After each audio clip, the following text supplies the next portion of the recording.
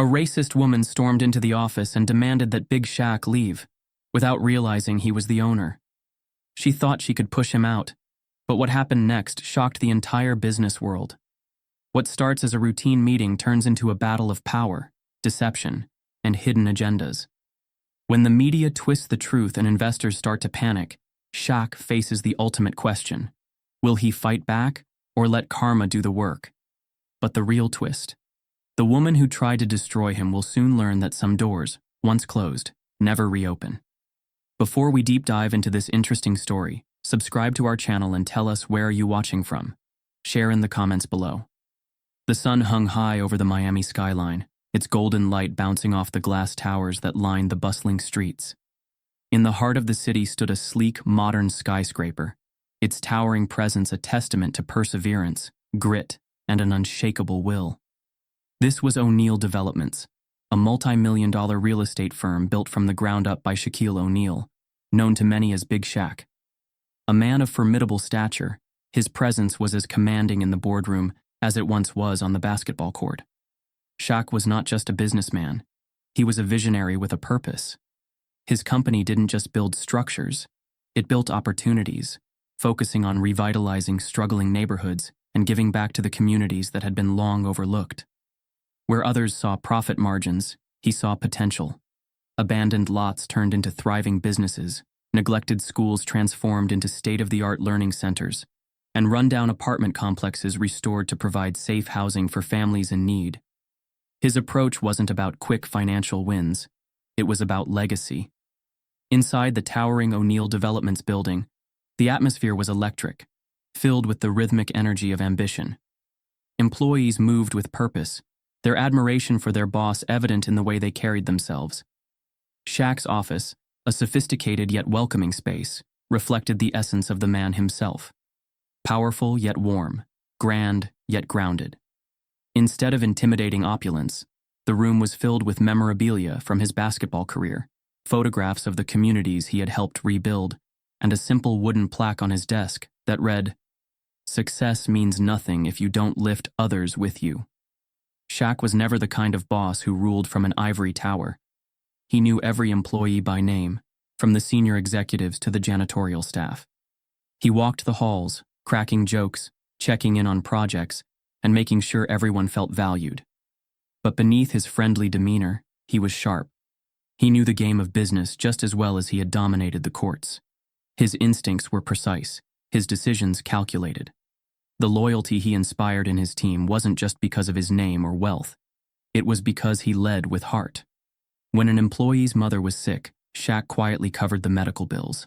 When a local restaurant near his office was on the verge of shutting down, he invested in it, making sure the doors stayed open. These were not publicity stunts. They were who he was. But not everyone celebrated his success. Behind the polished smiles and handshakes of Miami's elite, resentment simmered beneath the surface. To them, Shaq was an outsider, a man who had defied their expectations and entered their world, not as an athlete or an entertainer, but as an equal, as a competitor. Some in the real estate industry, particularly the old money circles, viewed him as an anomaly, an exception they couldn't explain, and more importantly, a presence they couldn't control. There were whispers in the high-end country clubs, murmurs at exclusive gala events. Shaq had built his empire without their approval, without playing by their rules, and that made him dangerous. They couldn't outright challenge him. His reputation was too strong, his influence too vast. But they watched and waited, looking for a crack in his armor. Shaq, however, had lived long enough to recognize the quiet hostility of those who underestimated him. He had faced it his entire life, on the streets, on the court, and now, in boardrooms. But he didn't let it shake him. He had earned his seat at the table, and he wasn't going anywhere. As he leaned back in his chair, scanning the skyline through his office window, a knock at the door pulled him from his thoughts. "Come in," he called. His chief operations officer, Brandon Carter, stepped inside. Tall, sharp-suited, and one of Shaq's most trusted allies, Brandon had been with him since the company's inception. His usual easygoing demeanor was absent today, replaced by a tightness around his eyes. "We've got a meeting request," Brandon said, handing over a folder. Victoria Sterling. Wants to discuss the Ocean View project. Shaq raised an eyebrow. The name wasn't unfamiliar. Victoria Sterling was one of Miami's most influential real estate moguls, a woman known for her exclusivity, her power, and her deeply ingrained old money connections. But she was also known for something else, her resistance to change and her discomfort with people like Shaq stepping into her territory. Shaq flipped through the file, his expression unreadable. She's never reached out before, he mused. And now she suddenly wants a meeting? Brandon exhaled. I don't trust it. Something feels off.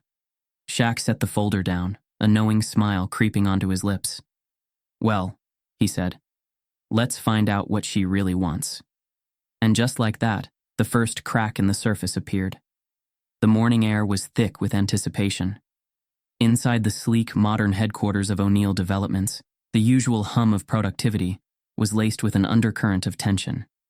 The team was aware that today was not just another business meeting. It was a clash of power, legacy, and unspoken prejudices. At precisely 10:15 a.m., a black Bentley rolled up to the front entrance.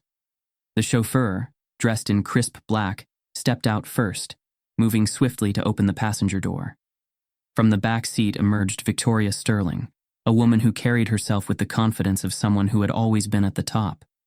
Victoria was in her mid-50s, draped in an impeccably tailored navy blue suit, her platinum blonde hair pulled back into a severe chignon.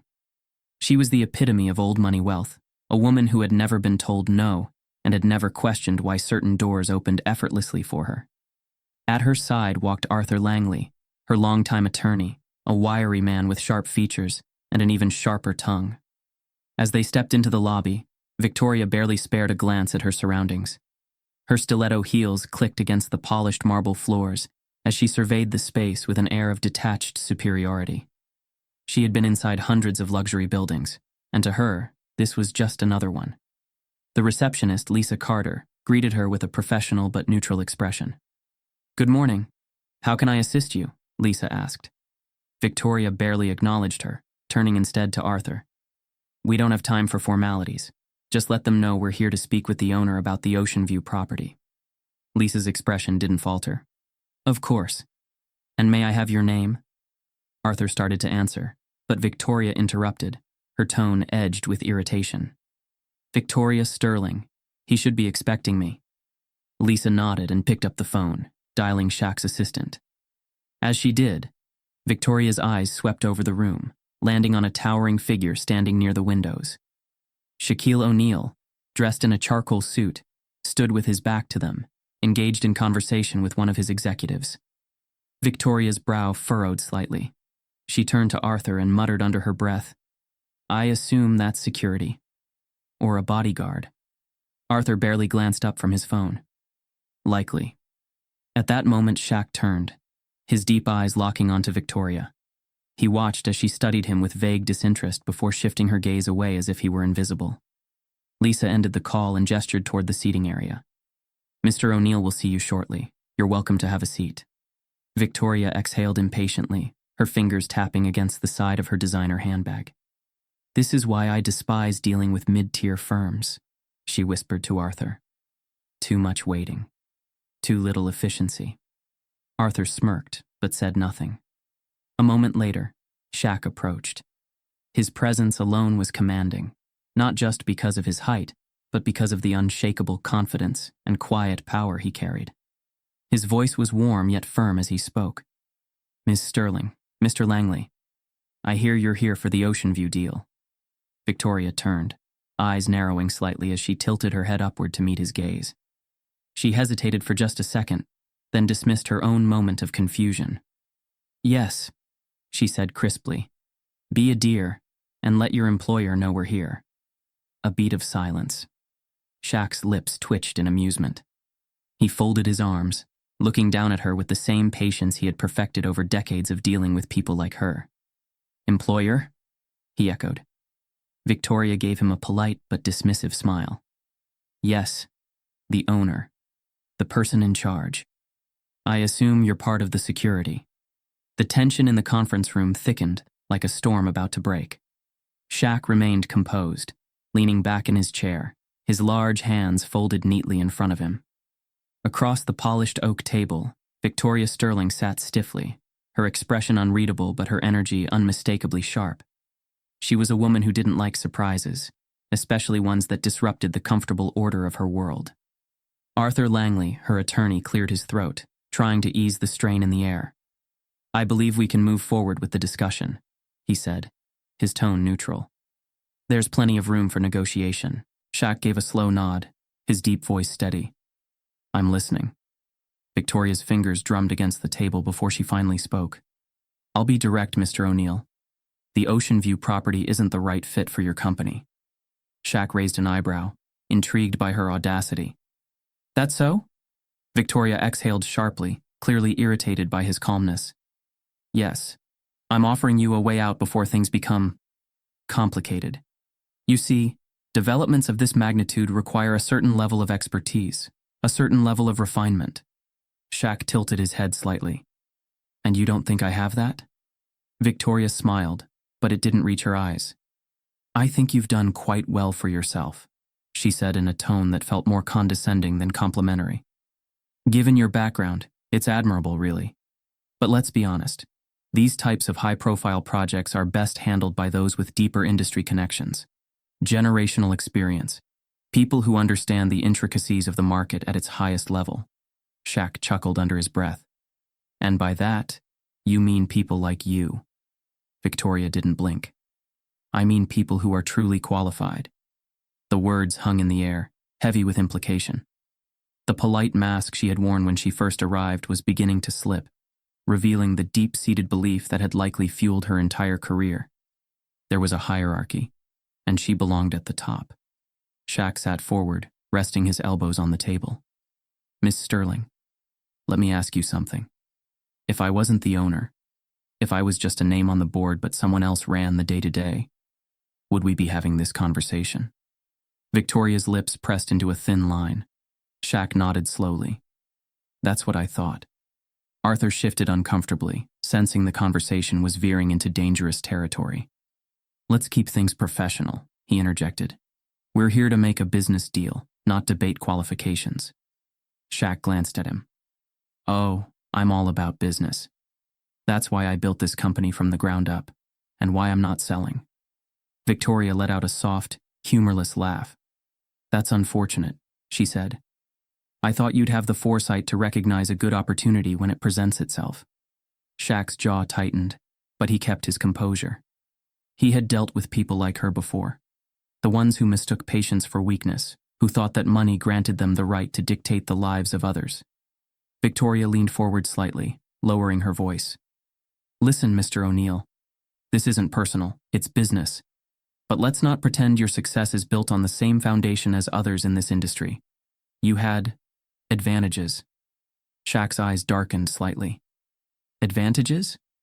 Victoria offered a small, calculated smile.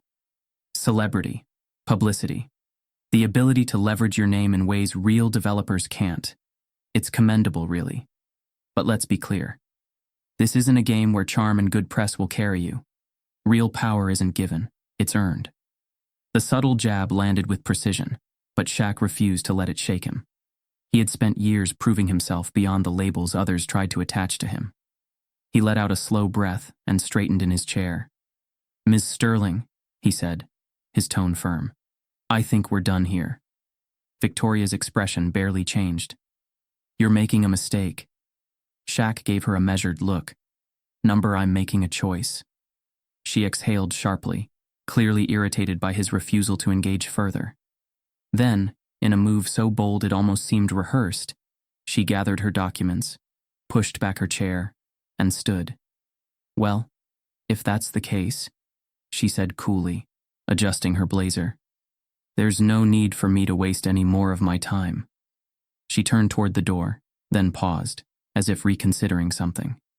Then, in a voice coated in ice, she said, "I'd appreciate it if you'd see yourself out." The words sliced through the room like a blade. For the first time since the meeting began, the entire office went still. Arthur froze in his seat. Lisa, standing near the glass wall outside, inhaled sharply. Even the employees passing by slowed their steps, sensing the weight of what had just been said. Shaq, still seated, didn't react right away. He simply let the silence stretch, his gaze locked onto Victoria's as if giving her the opportunity to realize her mistake before he addressed it. But she didn't. She stood with her shoulders squared, waiting for him to comply, completely unaware that she had just crossed a line she couldn't step back from. Shaq inhaled deeply through his nose, then pushed back his chair deliberately slow, the legs scraping against the floor.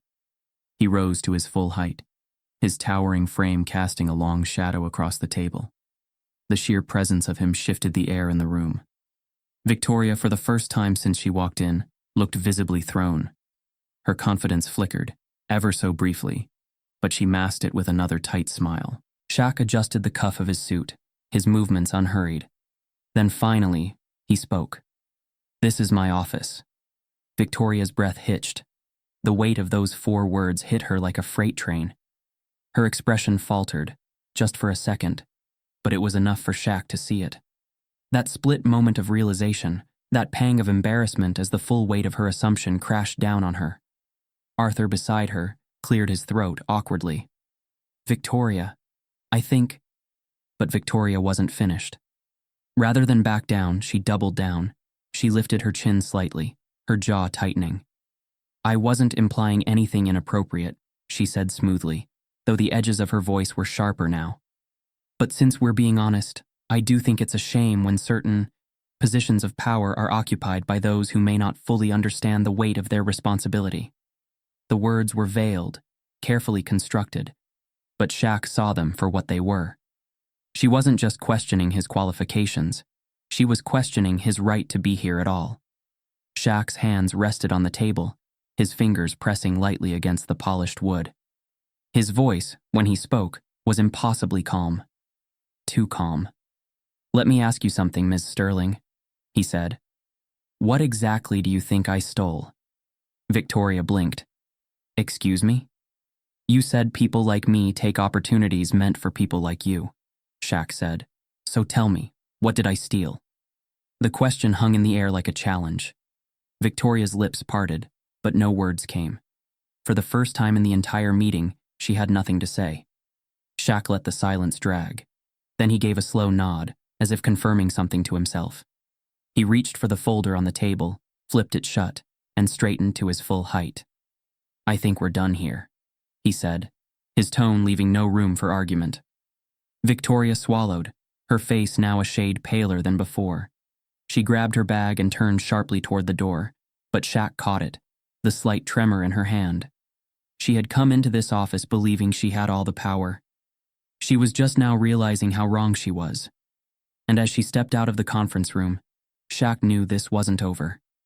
This was just the beginning. The next morning, Miami woke up to a scandal, one that no one saw coming. Victoria Sterling had left O'Neal Developments the previous day, with her pride wounded, her arrogance shaken, and her carefully crafted superiority fractured. But instead of accepting her mistake, she did what people like her always did when confronted by someone they couldn't control. She rewrote the narrative. It started subtly, with whispers in the right circles. A few well-placed calls, a handful of strategic emails, and by sunrise, the story had been planted. By the time Shaq stepped into his office that morning, his name was already on every major news site, but not for the reasons he expected. The headlines were brutal. Real estate titan Victoria Sterling, humiliated by Shaquille O'Neal in heated boardroom clash. Billionaire developer accused of intimidating respected businesswoman. Power play or bullying inside the controversial meeting between Shaquille O'Neal and Victoria Sterling. Shaq stood in his office, scrolling through the articles on his phone, his expression unreadable. The photo attached to every headline was taken from an angle that made him look aggressive, towering over Victoria, his face serious, her expression carefully chosen to appear vulnerable. It was a calculated smear job. Brandon Carter stormed into the room, his phone pressed to his ear. "No comment," he snapped before hanging up. He let out a frustrated breath. "Shaq, this is bad." Shaq placed his phone down calmly. "I see that."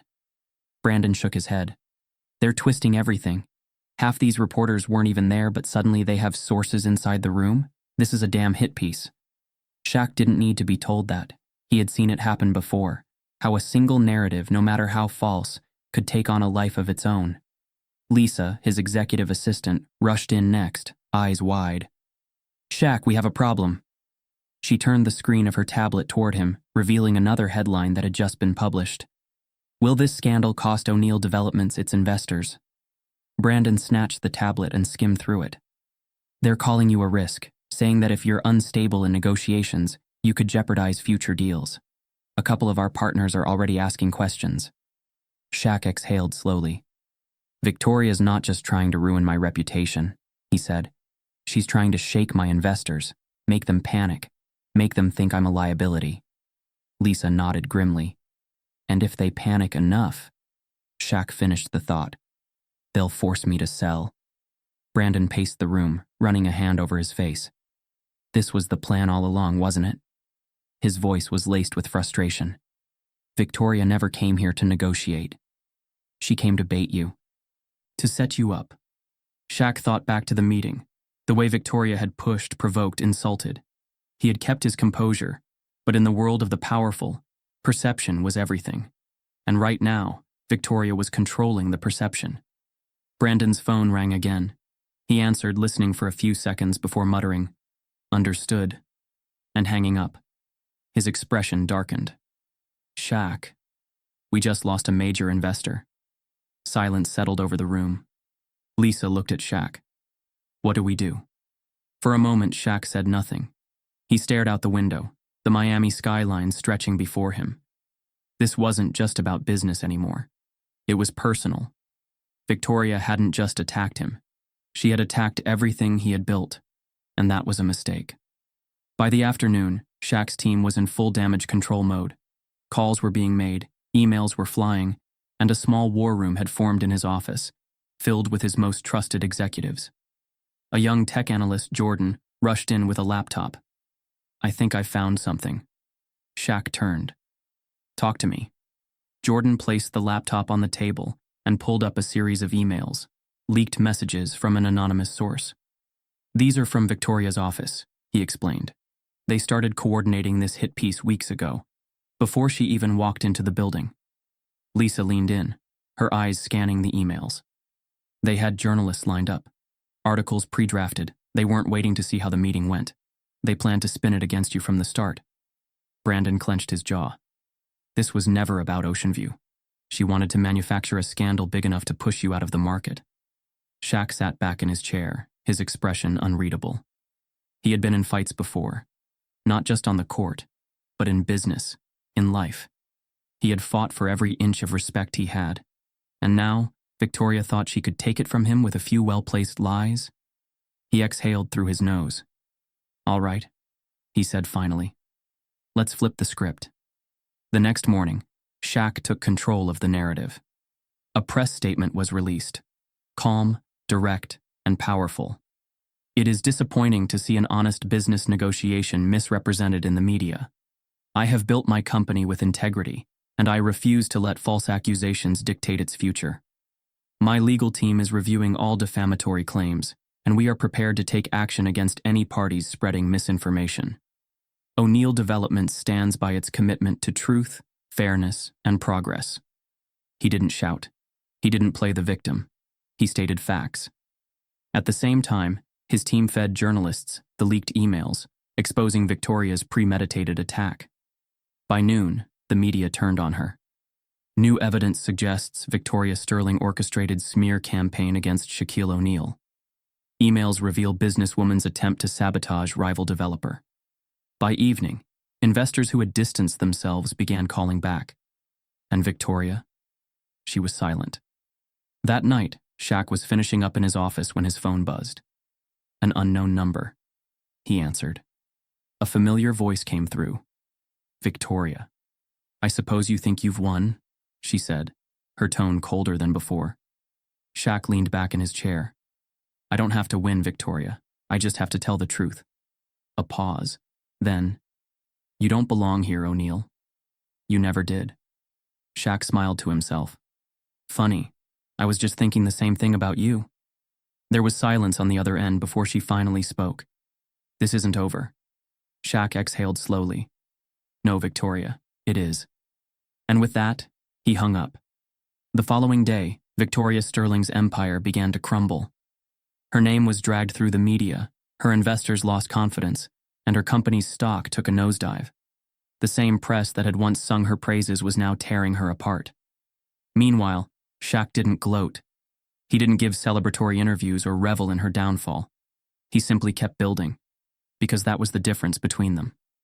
Victoria tried to tear people down to win. Shaq? He built things that lasted. The city never truly slept, but at this hour, when the hum of traffic softened and the neon lights flickered against the darkened streets, Miami felt quieter. The silence in Shaq's penthouse office was thick, wrapping around him like a heavy blanket.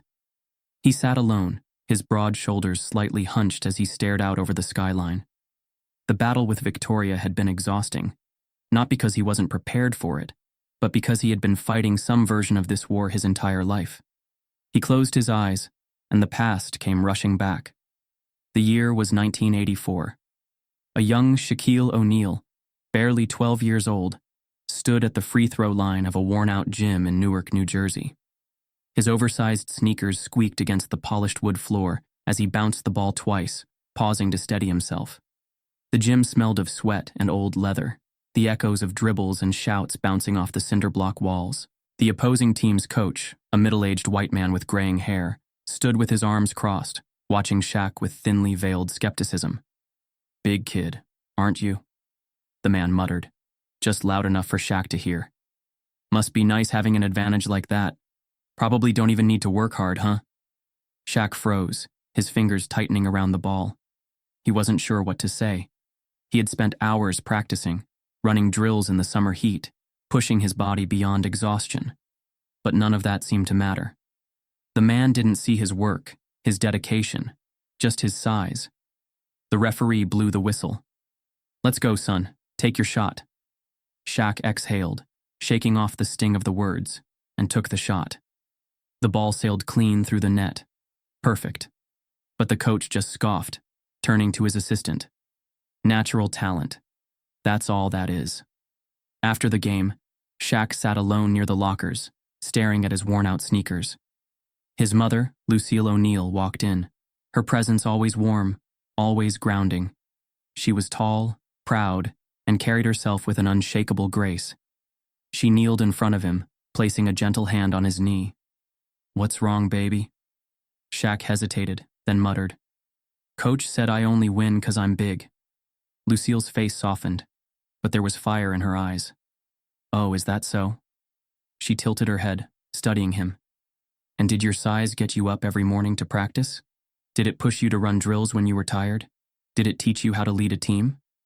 Shaq shook his head. Lucille smiled. "That's what I thought." She cupped his face gently. "Listen to me, son. Some people will never see you for who you are. They'll only see what they want. But that ain't your problem. That's theirs." Shaq swallowed hard, nodding. Lucille straightened, smoothing out her skirt. "Now, are you gonna sit here feeling bad, or are you gonna go out there and show them what real work looks like?" Shaq grinned, standing to his full height. "Show them." Lucille winked. "That's my boy." Shaq's eyes snapped open as the memory faded, replaced by the dim glow of his office. His mother's words still echoed in his mind, but tonight, they didn't feel like enough. The past few days had chipped away at something inside him, something he had thought was unshakable. He was tired. Tired of fighting to be seen for more than what people assumed about him. The sound of his phone vibrating pulled him from his thoughts. He glanced at the screen. Lucille. He hesitated for only a moment before answering. "Hey, Ma," he said, his voice quieter than usual. Lucille didn't waste time. "What's wrong?" Shaq exhaled, rubbing a hand over his face. "It's been a long couple of days." Lucille hummed knowingly. "I saw the news." Shaq didn't respond. He didn't need to. There was a pause before Lucille's voice softened. "This ain't the first time you've had to deal with this, baby, and it won't be the last." "I know," Shaq admitted. "But I thought maybe it would get easier." Lucille let out a soft laugh. Oh, honey, it never gets easier. You just get stronger. Shaq leaned back in his chair, staring at the ceiling. Ma, do you ever wonder if it's worth it? The fight? The proving? Lucille was silent for a moment before she spoke. Let me ask you something. When you were little, did you dream of being rich? Shaq frowned. No. Lucille smiled. Exactly. You dreamed of playing, of winning, of being great. The money, the success, that all came later. But what drove you? Shaq thought about it. The love of the game. Lucille nodded. And now, what drives you? Shaq exhaled. Building something that lasts. Lucille's voice softened. Then don't let hate steal that from you. Shaq closed his eyes. She was right. He had built his company with heart. He had put in the work, created something that meant more than just profit. Victoria and people like her would come and go, but his legacy wasn't for them to define. Lucille's voice cut through his thoughts again. And remember, son, the best way to shut them up is to keep winning. Shaq grinned despite himself. You always know what to say, Ma. Lucille chuckled. Of course I do. I'm your mother.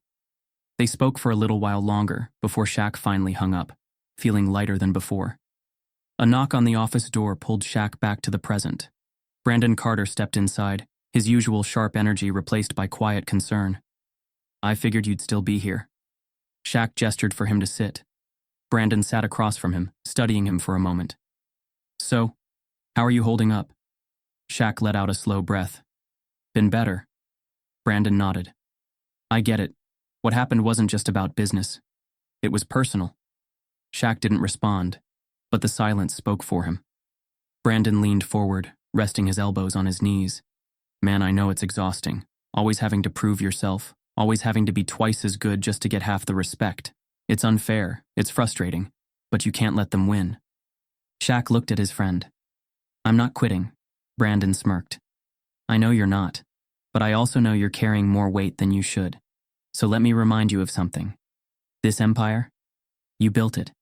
Every brick, every deal, every success. That's you.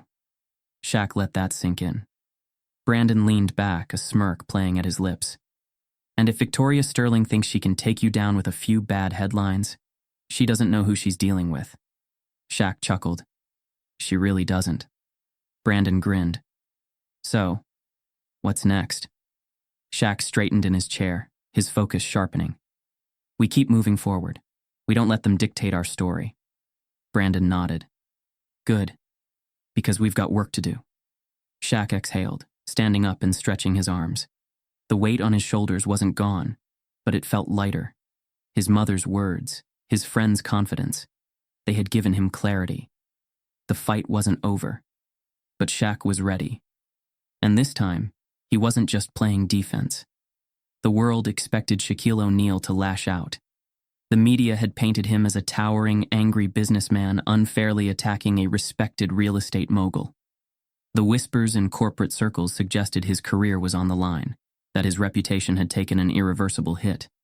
Some even speculated that he'd be forced into silence, another powerful man brought down by bad press. But what they didn't understand was this. Shaq had spent his entire life adapting. Instead of reacting with anger, he strategized. Instead of playing their game, he rewrote the rules. And the first step? Exposing the truth. Inside O'Neal Development's headquarters, the war room was in full motion. Shaq, Brandon Carter, Lisa Carter, and their trusted team were locked in a battle, not in court, not in boardrooms, but in the public arena. Shaq leaned against the conference table, arms crossed. We need receipts, he said, his deep voice steady. Facts, evidence. I don't care about rumors. I want the truth. Jordan, their tech analyst, clicked through his laptop. We've already got a start. Those leaked emails prove that Victoria set you up. He glanced at Lisa. But I found something bigger. Lisa turned to Shaq. Jordan dug into Victoria's business history, the deals she's made, the clients she's worked with. Turns out this isn't the first time she's pulled something like this. Shaq raised an eyebrow. Go on. Jordan pulled up a digital file. Over the last 10 years, Victoria has been pushing out minority-owned businesses in areas she wanted to develop. She didn't just buy them out.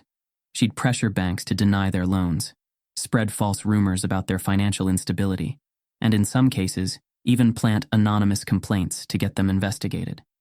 Brandon let out a low whistle. So she's been doing this for years. Shaq's jaw tightened. And nobody stopped her? Lisa folded her arms. Who was gonna stop her? She had the money, the influence. But what she didn't have was someone like you who could fight back. Shaq exhaled slowly. Then let's fight. The next morning, Shaq's team launched a counteroffensive. A detailed, fact-based press release went out to every major news outlet, exposing Victoria's history of unethical business practices. O'Neal Developments responds to false accusations. The truth about Victoria Sterling's pattern of business manipulation. Within hours, social media erupted. People started digging into Victoria's past deals, uncovering testimonies from small business owners she had destroyed. Twitter threads appeared overnight. Thread, a deep dive into Victoria Sterling's real estate tactics and why Shaq was her latest target. People began to see the bigger picture. The same journalists who had smeared Shaq were now questioning their own sources. And Victoria? She went silent. 3 days later, Victoria emerged. Her exclusive interview aired on a top news network. Dressed in a cream-colored blazer, she sat with perfectly rehearsed remorse. I want to apologize, she said, voice soft. The events of the past week have been deeply upsetting. Mr. O'Neal and I had a misunderstanding, and I regret how things escalated. She paused dramatically, clasping her hands. I've always supported diversity in business. Any suggestion otherwise is simply untrue. Brandon, watching the interview from his office, snorted. Wow, that's Oscar-worthy. Shaq, seated across from him, smirked. Wait for it. The interviewer leaned in. What about the reports that you deliberately sabotaged black-owned businesses? Victoria's smile faltered. Those claims are exaggerated. The interviewer raised an eyebrow. So you deny them? I wouldn't say that. Victoria shifted. Look, mistakes were made, but my intentions have always been good. Shaq shook his head. She's done, and he was right. Within minutes, social media ripped her apart. Mistakes were made. I got caught, and now I'm scrambling. Victoria Sterling gaslighting the world in real time. Incredible. Shaq doesn't even have to say anything. The receipts are speaking for themselves. Victoria had miscalculated. She thought an empty apology would be enough. She didn't realize it was already too late. Despite the chaos, Shaq never lost his composure. When reporters chased him down demanding a response, he simply said, I don't need an apology. I need accountability. That single line became a viral moment. It was printed on headlines, quoted in articles, turned into a movement. The world saw him as a leader, not just in business, but in principle. And Victoria?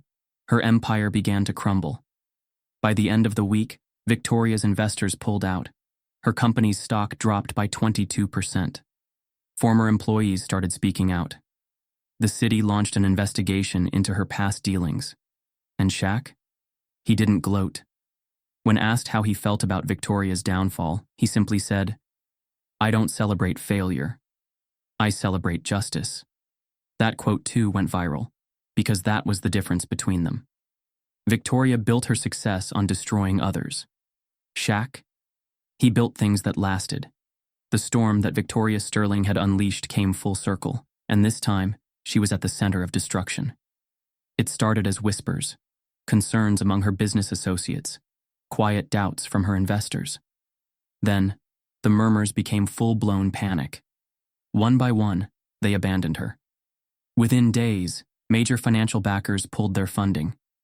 Victoria's real estate empire, which had once stood as a symbol of old money dominance, began to collapse like a house of cards. Her most lucrative deals fell through. Buyers who had once fought for her properties backed out. The media turned on her, exposing her years of unethical practices, bringing forward business owners she had stepped on to get ahead.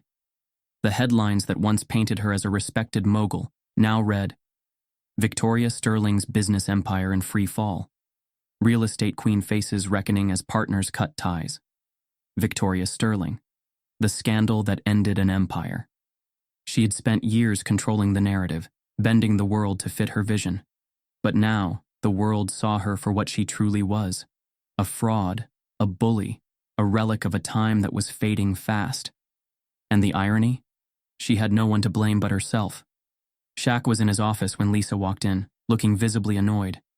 "You're not going to believe this," she said, holding out her phone.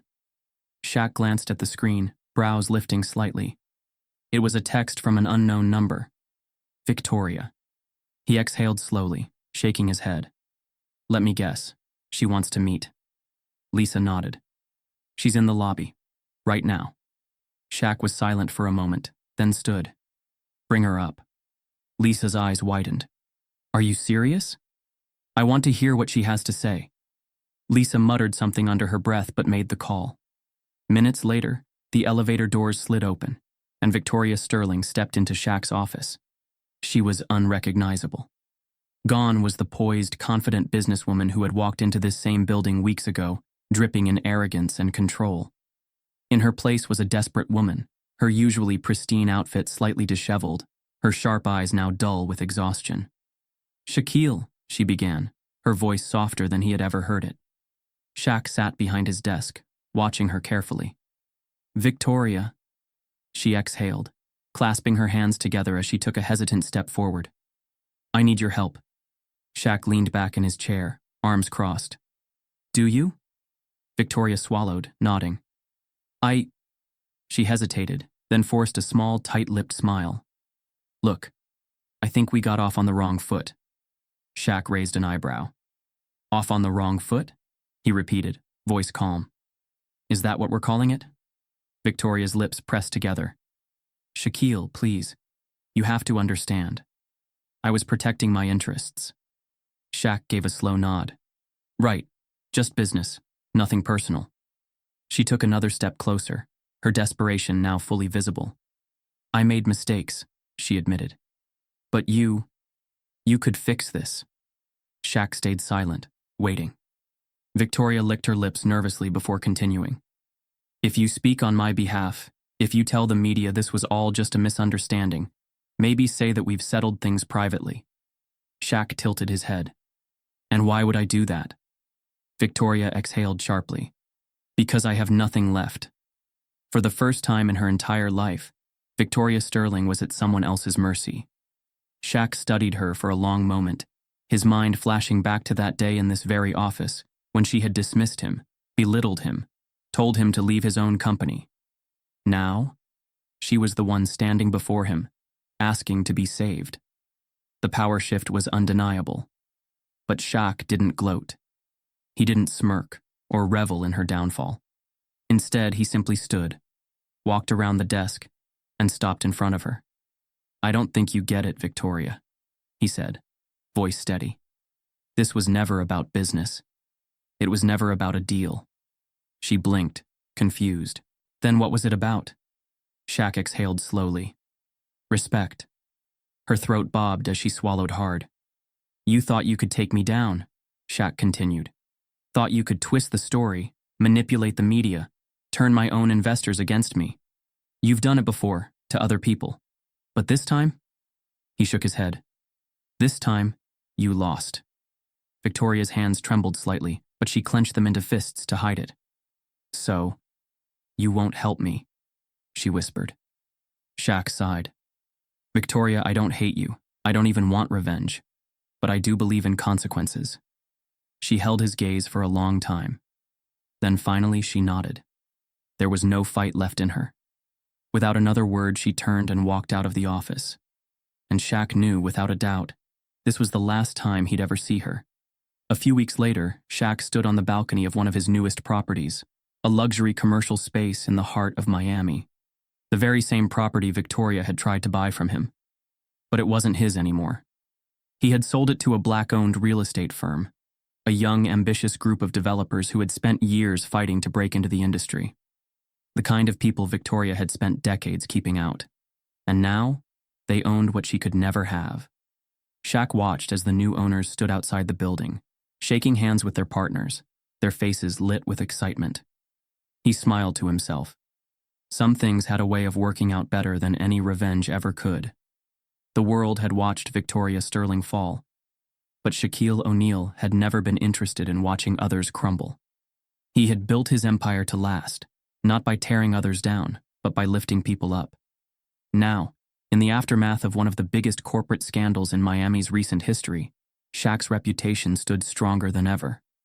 It had been a few weeks since Victoria's empire collapsed, but the media was still hungry for more. Every network, every talk show, every business publication wanted the final word on the feud that had dominated headlines.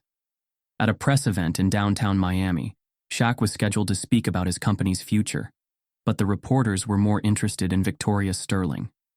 The moment he stepped onto the podium, microphones and cameras locked onto him. Hands shot up in the audience, eager to get his thoughts on the fallout. A reporter in the front row got the first question. "Mr. O'Neal, now that Victoria Sterling has lost everything, do you feel like you've won?" Shaq took a slow breath, then exhaled. He didn't rush to respond, didn't let the bait pull him in. He simply leaned forward, placing his massive hands on the podium, and said, "I don't celebrate failure. I celebrate justice." The room went silent for a beat, just long enough for his words to sink in. Then, before anyone could twist his statement into something it wasn't, he continued. "This was never about winning or losing. It was about standing up for what's right. And if my success means opening doors for others, then that's what I'll keep doing." The reporters scribbled furiously, cameras flashing. The line was everywhere within minutes, printed in bold across news articles, trending on social media, even turned into motivational graphics online. Because that was the difference between Shaq and Victoria. She had been obsessed with power. Shaq, he was focused on purpose. Later that evening, Shaq stood before a packed event hall, surrounded by some of the most powerful names in business, politics, and community development. This wasn't just any event. It was the official launch of the O'Neal Foundation for Minority Entrepreneurs. Lisa Carter stood at the side of the stage, watching as Shaq stepped up to the microphone, his presence commanding but warm. Brandon stood nearby, arms crossed, a proud grin on his face. Shaq took a moment looking over the audience. "I grew up watching my mother stretch a dollar further than it should have gone," he began. "I know what it's like to have ambition but no opportunities, to have the drive but no resources." A pause, a beat of silence. "Some people think success is about keeping others out. But real success?" He shook his head. "It's about making sure the next generation has a chance." The audience nodded, some even clapping quietly in agreement. "That's why I'm proud to announce that this foundation isn't just writing checks," Shaq continued. "We're providing mentorship, business development programs, and financial backing for minority-owned startups and real estate projects." He let the words hang in the air. Then, with a slow, knowing smile, he added, "And as luck would have it, our first project just so happens to be the very same ocean view property Victoria Sterling once tried to buy." The audience erupted into cheers and applause. Shaq stepped back from the mic, letting the energy of the moment settle in. This was what legacy looked like. Later that night, Shaq sat on the porch of his mother's home, sipping tea. The Miami night was warm, a soft breeze rustling through the trees. Lucille O'Neal sat beside him, watching her son in silence for a moment before speaking. "You handled that with grace." Shaq smiled, taking another sip. "Had a good teacher."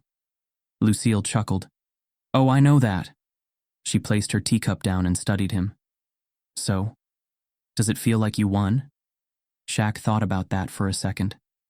Did he? It wasn't about Victoria losing. It wasn't about proving anything to the world. It was about building something bigger than himself. He looked at his mother, the woman who had raised him to stand tall, no matter how many people tried to knock him down. "It feels like I did what I was meant to do," he said finally. Lucille smiled, nodding in approval. "Then that's all that matters." Shaq leaned back, staring up at the stars, feeling something he hadn't felt in weeks. Peace. The fight was over. But his real work was just beginning. The energy in the auditorium was electric. Every seat was filled, the audience a mix of young entrepreneurs, community leaders, and industry veterans. The stage was set for a defining moment, not just for Shaquille O'Neal, but for every person who had ever been told they didn't belong in spaces they had rightfully earned. The media had called this event a night for change, but for Shaq, it was something deeper. This wasn't about headlines. It was about a message. He stood backstage, adjusting his cufflinks as Brandon Carter approached. "You ready?" Brandon asked. Shaq gave a small nod. "Always," Brandon smirked. "Go remind them who you are." With that, Shaq stepped forward, the curtain pulling back as he walked onto the stage. The room fell silent as Shaq approached the podium. He let the quiet settle before he finally spoke. "You know," he began, his voice deep and steady. "When I was a kid, I used to think that if you worked hard, if you played fair, if you did everything right, the world would give you what you earned." He let that sink in. "But I learned something along the way.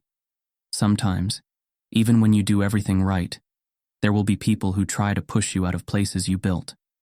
The audience murmured in agreement. Shaq nodded. "Some of y'all know exactly what I'm talking about." A pause. A moment for the weight of those words to settle. They'll tell you that you don't belong, that you're not qualified, that you're lucky to be in the room. They'll question your intelligence, your abilities, even your right to dream big. He exhaled slowly. "And when that happens, you have two choices. You can let them define you, or you can remind them exactly who you are." The applause started slowly at first, then grew. Shaq let the moment breathe before continuing. "See, I've been in boardrooms where people didn't expect me to speak. I've walked into meetings where folks thought I was the security guard." He chuckled, shaking his head. "Hell, I've even been asked to leave my own office." The audience laughed, but they understood the deeper truth. Shaq's expression turned serious again. "But let me tell you something. They don't get to decide your worth. You do." The applause thundered now. Shaq leaned forward slightly. "And that's why we're here tonight. This isn't just about me. This is about every young kid out there who's ever been told they won't make it. Every entrepreneur who's had doors slammed in their face. Every dreamer who's been made to feel small." He gestured toward the audience. "We're breaking that cycle, not just by talking about it, but by creating real change." A hush fell over the crowd as he took a deep breath. "That's why I started this foundation, not to give handouts, but to open doors, to make sure that the next generation doesn't have to fight the same battles we did." The applause was deafening now. Shaq's voice softened as he continued. "When I was 12 years old, I had a coach tell me I wasn't special. He looked me in the eye and said my size was the only reason I was any good, that I didn't earn it, that I was just lucky." He glanced down for a second, then back up. "That stuck with me for a long time. Made me question myself. Made me wonder if maybe he was right." The room was silent now. "But then my mother sat me down and said something I'll never forget." He smiled slightly. She said, "Son, some people will only see what they want to see, but that ain't your problem. That's theirs." He let the words hang in the air before adding, "And she was right." A wave of cheers and applause broke out again. Shaq looked out at the audience, his gaze steady. "So if you leave here with nothing else tonight, leave with this. You belong." The crowd rose to their feet. "You deserve to be in the rooms you worked to enter. You deserve to own the businesses you build. You deserve to stand tall in every space they said you'd never reach." He let that sink in, then ended with, "And when they try to push you out, you remind them who you are." The entire room erupted into applause, cheers, and standing ovations. After the event, Shaq walked through the halls of his empire, O'Neal Developments. This was his, built from nothing. Standing tall, unshaken, undeniable. And as he stepped into his office, the city lights glowing behind him, he knew one thing for certain. He had already won. The fight for respect, equality, and breaking barriers isn't just Shaq's story. It's a reality many still face. Want to see more stories of resilience, power moves, and justice served? Follow us, share your thoughts, and be part of the conversation. Because success isn't just about winning, it's about changing the game for those who come next. Stay with us, and let's build something that lasts.